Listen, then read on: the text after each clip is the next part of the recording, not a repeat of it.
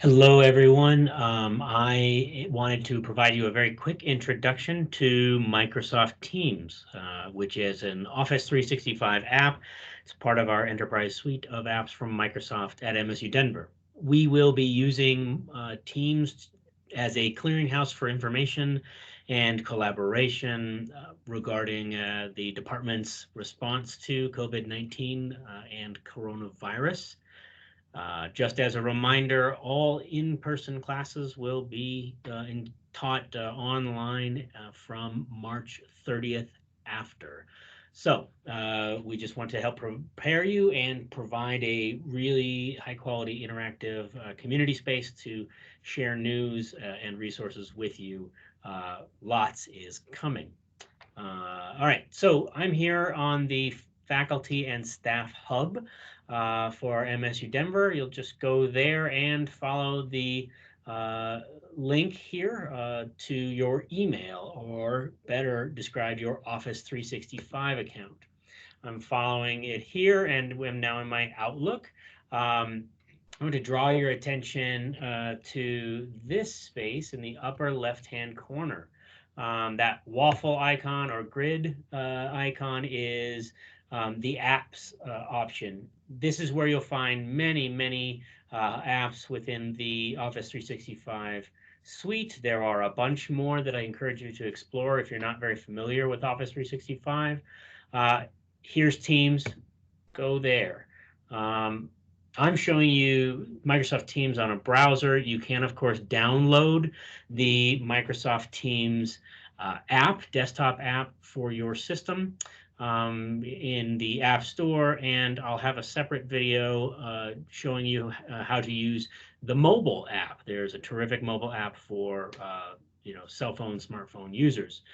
The first thing that you will likely see is the list of teams that you're a part of or a member of. You have been added as a member of the Comm Studies COVID-19 team right here for me in the lower left-hand corner.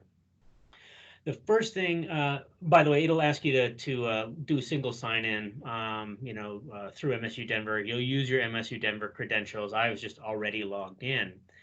What I want to do is, before getting into this particular team of ours, show you the basic structure of my Microsoft Teams on the desktop app. The first thing that I want to draw your attention to is buttons. The buttons will run down the left-hand side. Our first button is the activity button. The activity button is effectively a feed of recent activity, things that have occurred that involve or implicate you. So here you'll see things like reactions to posts and responses to posts. You'll see some administrative stuff. You might see an app mention for an entire team, that sort of thing. So activities is a great way to prioritize the things that are most likely, most relevant to you. The second button here is chat. So the chat function is effectively, I'll create a new chat here. Oops, let's go back and go SJ. So Sam J here. I'm just doing that to protect Holly's privacy. So the chat function is a direct message function. It is decoupled from any particular team. So you can speak directly with an individual or group. So I could add Dan Lair here, and there it is, right? And I've added Dan Lair. Here's a new conversation for all of us. This is direct messaging. You'll notice that I started a new chat here. You can search for information. This is across the whole platform, but in this window, your chat begins. These are threaded chats that can look like text messages or emails. So here, if I was to type something in, Josh can't type today, and send it, it would send like a text message. This here, the A with the paintbrush, is the rich content editor. It's here that you can bold and italicize and underline, that you can highlight. and do other things with your text, produce bulleted lists, etc. So if you want to write or send a chat message that's more like an email, rich content editor. You can flag messages as important. You can attach files from your computer or your OneDrive, emojis, GIFs, and more. This here, the paper airplane, is your send button. So chat is a great way to direct message Sam or Dan or me or all three of us if you have a direct question that's relevant to what we've got on Teams. It really helps us prioritize what's coming in since we're all getting quite a lot of email about coronavirus and such. It'll help us prioritize your message if you're responding to us in Teams, but of course, email is all right as well. So that's chat. Your direct messaging. The only other thing I would mention to you here is that you can both audio call, we can talk together on chat, and we can video chat. So we have real benefits there. If I were to remove an individual, we'd have the option to video chat, but I'm actually recording. I'm sorry, I could video chat with all three of these people, but I'm recording this right now. That's why the video is off. On to the Teams button. Teams button is where you will see all of your active teams. This is ours. There are many like it, but this one is ours. This is what happens when you open up a team. So I've selected our icon and opened it up. This is a collaboration app. So what it does is prioritize the most recent things and the oldest things begin at the top. So the first thing I posted in this team is right here, MSU Denver's coronavirus page. So that's just a way to look at what you see first thing. I'm going to go back, though, to the left-hand side of my screen. Remember, Teams button, team, or teams, list of teams, right? And then these here are channels. Channels are the major units or sections or modules of any Microsoft team. So these are the big chunks, if you will, of the app. General is just a landing page for the most common information. It's where we might put kind of breaking news, etc.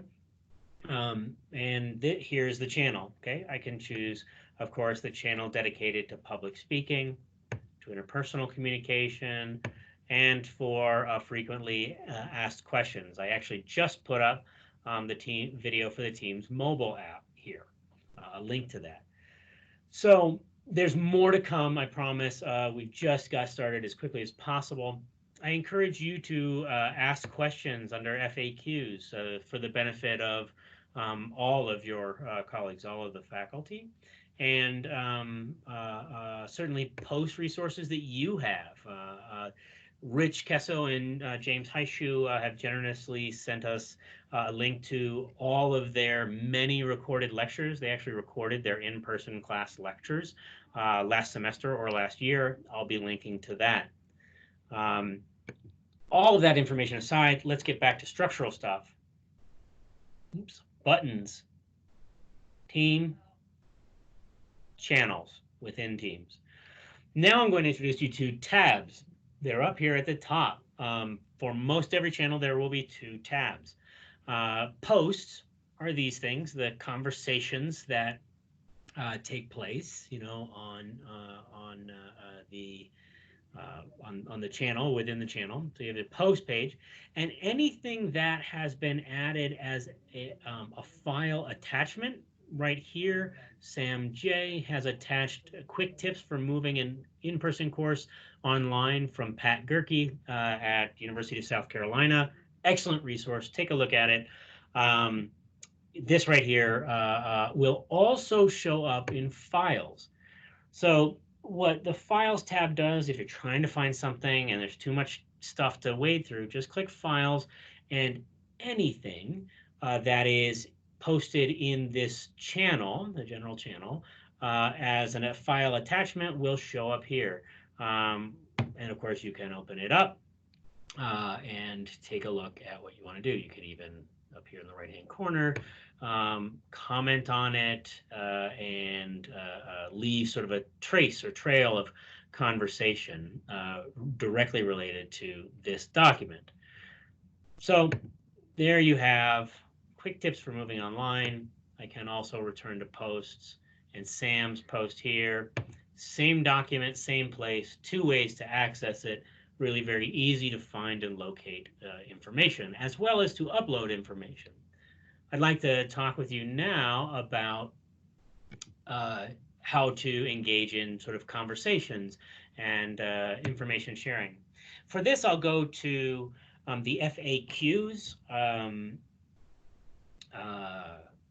the FAQs section. Let's assume you've seen a post from someone and you want to reply. For any particular post, you'll see the reply button right here, lower left-hand side in the desktop app. So I'm hitting reply. Same thing as I showed you within chat, rich content, rich editing here. Got more that I can do with it. And we have attachments, etc. So very helpful to have that. Can I download this on my phone's app store? There you go. You could send it off, right here. So you can pose that reply. I will get an activity notification that someone has replied to my post. You want to reply in another way, you just have to find the three dots, the more options dots, they'll show up. And you can do a lot of things with posts. Now I can do some things with this post that you couldn't because I'm the creator of the post, but many of these things will be available to you. You can also react with emojis, simple ways to provide quick reactions there. Oops.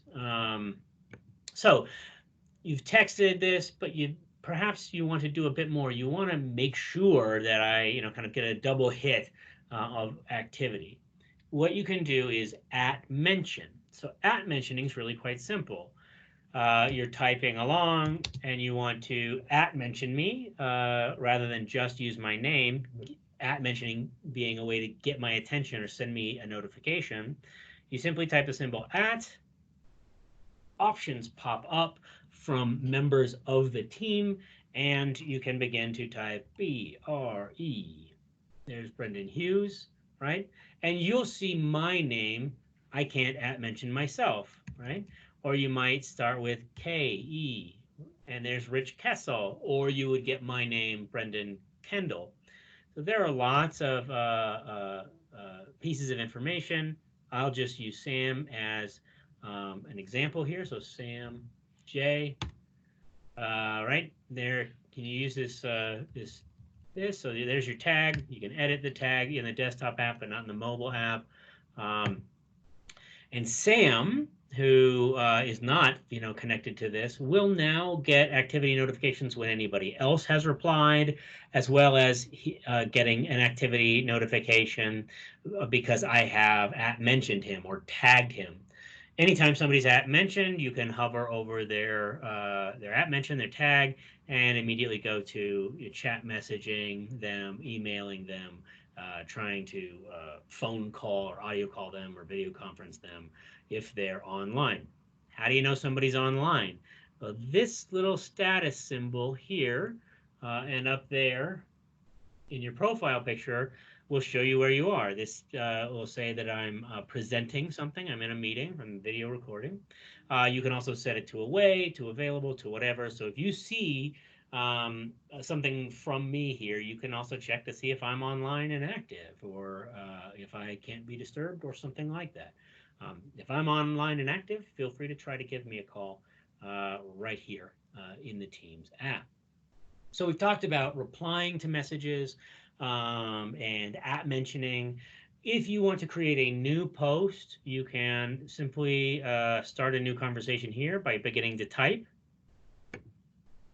You can also add a subject if you want to add a bit more. That's basically a bolded line, like is this demo helpful? And please sound off in the replies. There we go. You've just posted this for everyone.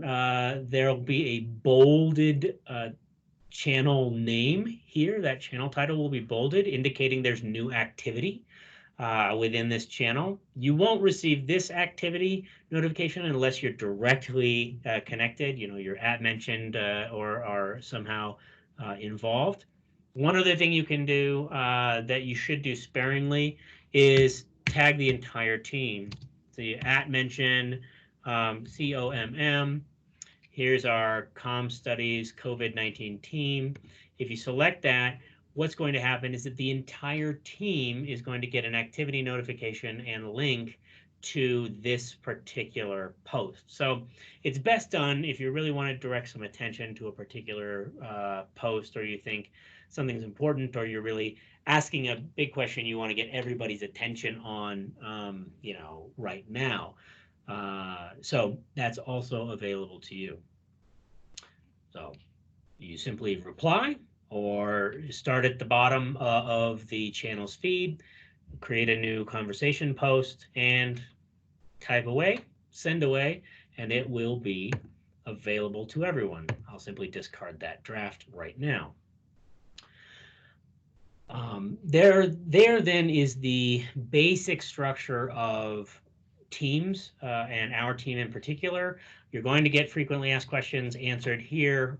We're going to be working diligently, Sam, Dan, and I, to populate this space, as well as some resources coming very soon, including links to lots of recorded lectures you can use in public speaking, and materials you can use for interpersonal communication and other classes that you may be teaching. Stay posted for, stay tuned for news here. If this isn't enough for you and you really want to talk to someone face-to-face or virtually, Campus IT is now providing faculty help with online conversion, so face-to-face classes to online conversion. You can find more information here in this post. And every hour from 9 a.m. to 3 p.m. in room CN 103, that's the same building we're in, Central Classroom 103. It's if you're leaving the Communication Studies office, it's at the very end of the hall on the left-hand side. First come, first serve, a lot of options to, get information about how, what you can do to prepare yourself and your students. They're also doing virtual training sessions on the hour every hour right here. So you can log in there if you're not on campus. Finally, reach out to myself, Dan Lair, Sam J. If you have any questions, we are happy to help you, and we're committed to making this transition smooth enough. Again, the deadline, if you will, for taking courses all online as remote learning classes is March 30th. In the week before spring break, you do have the option of asking your students to meet in person, but we do ask that you show a lot of flexibility and patience and grace with your students as they try to manage this transition as well. Thanks so much for your time. I appreciate all that you're doing in this transition, and I wish you the best. Cheers.